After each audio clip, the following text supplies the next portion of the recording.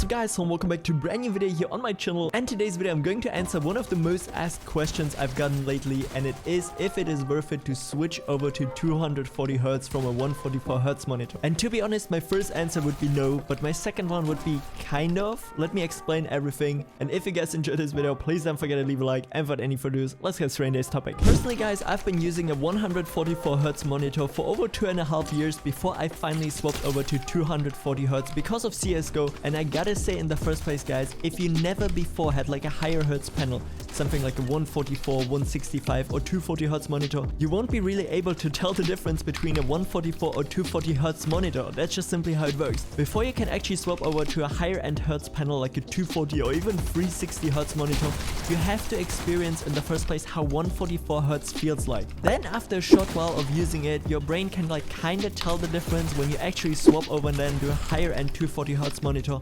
because before both of them just feel insanely smooth, and that's also like the key point behind it. If you're trying to switch from like 60Hz to 144 or 240Hz, you're gonna be satisfied with both of them equally, because you can't really tell the difference, you know?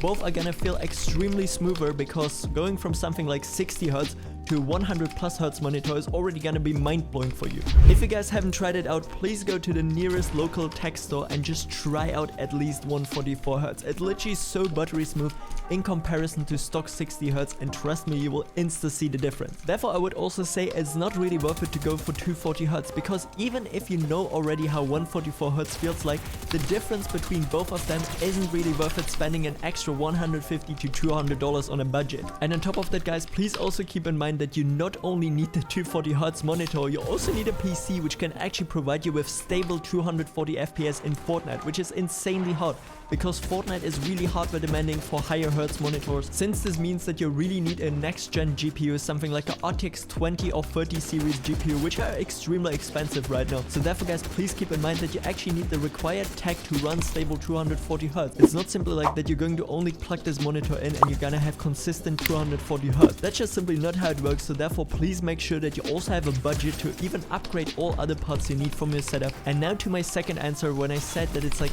kinda worth it, I just want to explain, of course it's still gonna be smoother than normal 144Hz guys. You know, if you really try to improve and push yourself to the limits, you can also see most of Fortnite pro players are actually playing on 240Hz, because 360Hz is so insanely hard to keep. Even with like a 3090, you can still see tons of Fortnite pro players struggle to get consistent 360 FPS in end games. So therefore don't really go for 360Hz monitors guys. It's not worth it for Fortnite. If you're trying to play games like Valorant or CSGO, which basically run on a toaster even on 360 FPS, you can definitely do that. But straight up for Fortnite, it's so insanely hard to keep those high FPS numbers. So therefore, keep in mind guys, 240Hz is really the limit you should go for.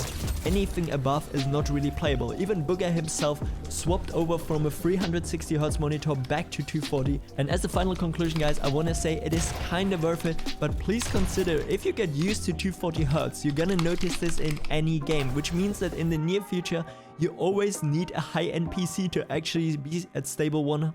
Which means that in the near future, you always need to have a high-end PC build, because you're just simply used to 240Hz. Anything below 240Hz is gonna feel extremely delayed to you. So therefore guys, please keep that in mind. And yeah guys, with that said, this is it for today's video. If you enjoyed it, please don't forget to leave a like and subscribe to my channel. What up, might say so much. And if you still have any more questions, feel free to ask me them down in the comment section below. I try to answer as many as possible. And with that said, have a great day, have a great night, whenever you're watching this. And until next time, stay awesome. I'm out. Peace.